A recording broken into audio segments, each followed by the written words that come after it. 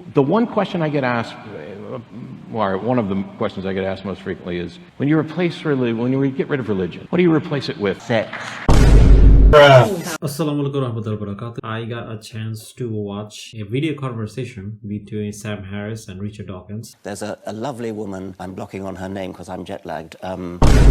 She's Irish-American woman. Anybody help me? There are quite a few Irish-American women. Help me! Help me! In that video, they basically discuss how science can replace religion. Yes, science! And how evil Islam is, And so I figured that, I should make a response to this. So let's take a look and see what Richard Dawkins and Sam Harris has to say regarding Islam. Islam may be the motherlode of bad ideas and the greatest threat to freedom worldwide. It's the best construct here. If you are, rather than think of promulgating atheism, just think of opposing dangerous, bad ideas.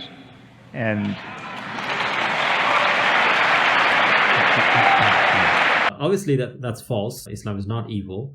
As a matter of fact, as I showed in my previous video, what Sam Harris considers evil is actually a good thing, because he supports Zionism. He's a Zionist. He supports genocide, right? Now, imagine if a serial killer goes to a town where no one kills anyone and there's no violence, and he complains to people and says that this town is so boring, no one kills anyone, would that be like a fair judgment? No, of course not, because the serial killer himself is a bad person, right? Obviously, from the perspective of bad people who have an evil ideology that they follow, they're gonna consider anything that contradicts that as evil or as a bad thing. Same way, Sam Harris, who himself is a Zionist, who supports that genocide, anything that opposes that genocide is obviously will be evil. It would be terrorism instead of resistance, right?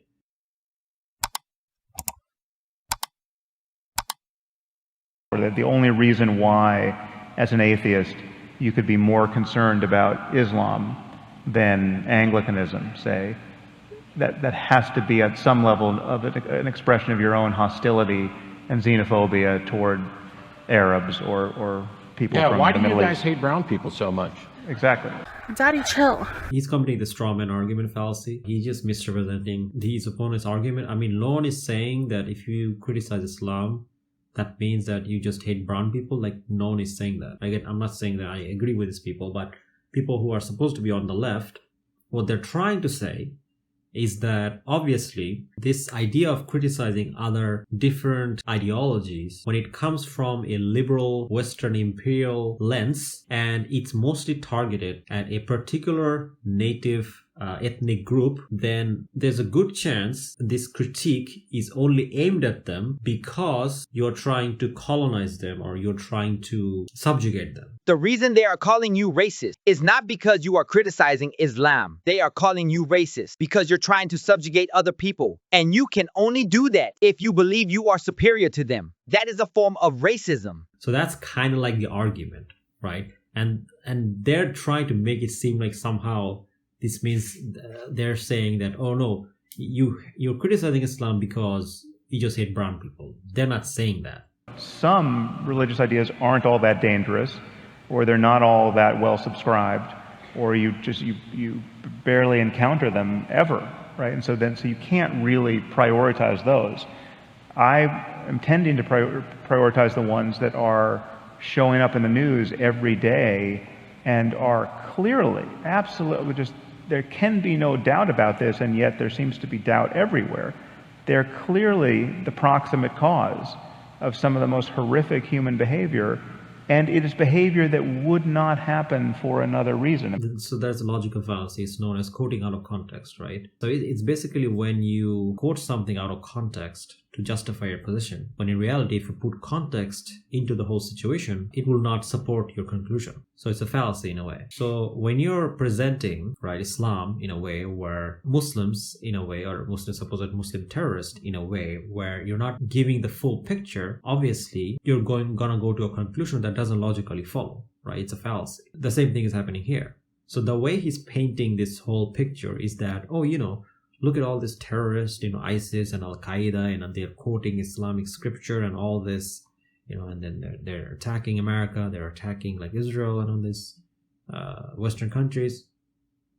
They're doing it because of Islam, because they're quoting Islam as a religion, right? But what is not showing is that the reason they're trying to fight America, the reason they're trying to fight Western countries is because, and instead of other people, is because these Western countries have done horrible things and they continue to do horrible things in the name of liberalism and Western imperialism, right? So he completely ignores this bit to make the Muslims look like the evil people here, instead of people who just try to resist, occupation or trying to resist clear domination, right? Because obviously if you say that we're trying to dominate them but just resisting us, then that's not a very good picture, right? It makes you look like the bad guys. I agree. It would be just like saying that somehow or another, the people who hate homosexuals just managed to all be part of the Westboro Baptist Church, rather than the Westboro Baptist Church cultivated these ideas. Yes. Somehow or another, when we were putting labels on things earlier, it was in the United States. It's not all Republicans are racists or are white supremacists, but pretty much all white supremacists align themselves with the Republican Party. So it would be silly to think that there's not something there that at least waters these ideas and maybe nourishes them as well. Yeah. And the people tell us ad nauseum these are the reasons why they're doing these things. They're not hiding their motives.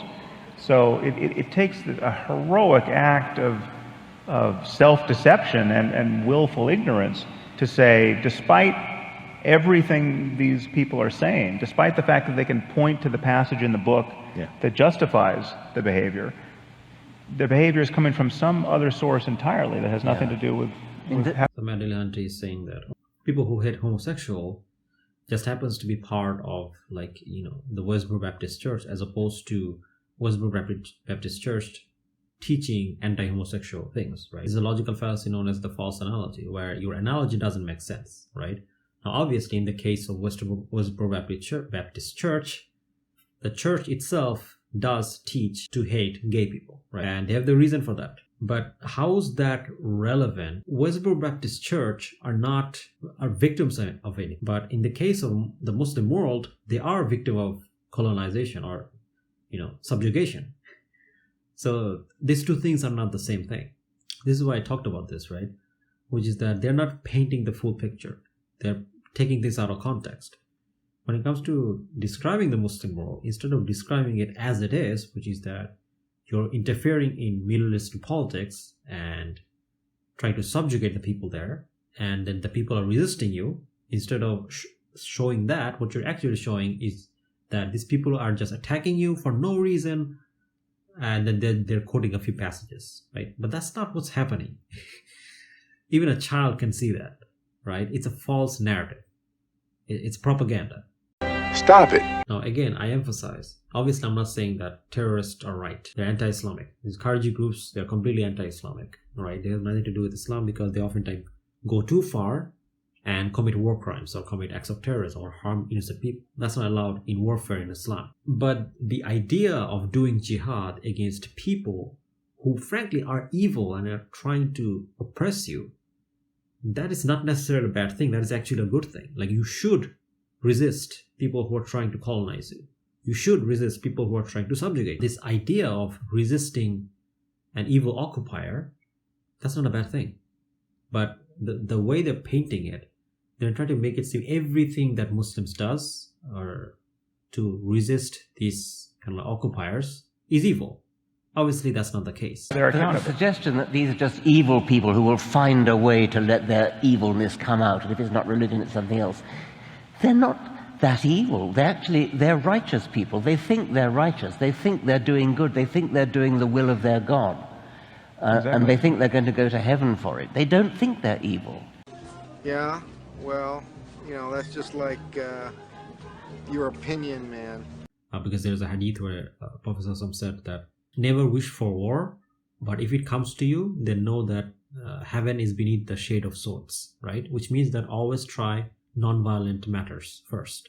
non-violent way of resolving a conflict, right? And that's what, if you read the biography of the Prophet ﷺ, you will see he constantly tried to do that. He constantly tried to make peace. He tried diplomatic efforts. You could criticize them based on that, based on Islam, right? But you cannot criticize them based on this kind of like liberal lens, because the thing is that you're trying to take their land and take their resources and take their lives, frankly, and take their land.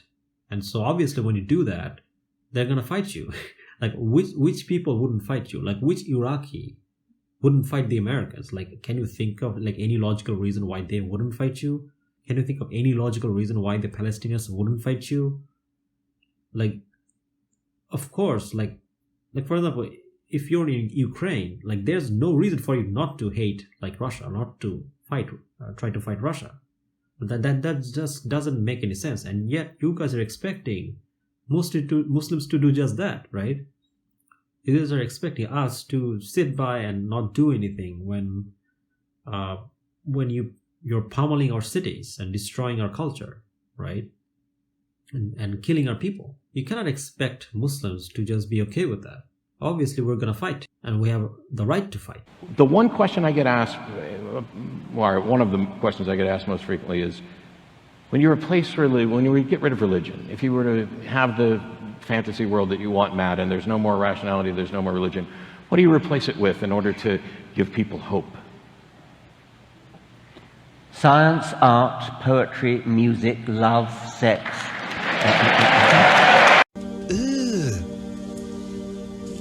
Brother, what's that? Like, can you imagine, like, your child saying that, hey mom, like, what's my purpose in life? Like, why do I exist? What's my purpose?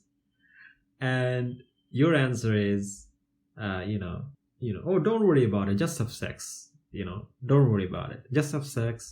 Just get obsessed with science and evolution.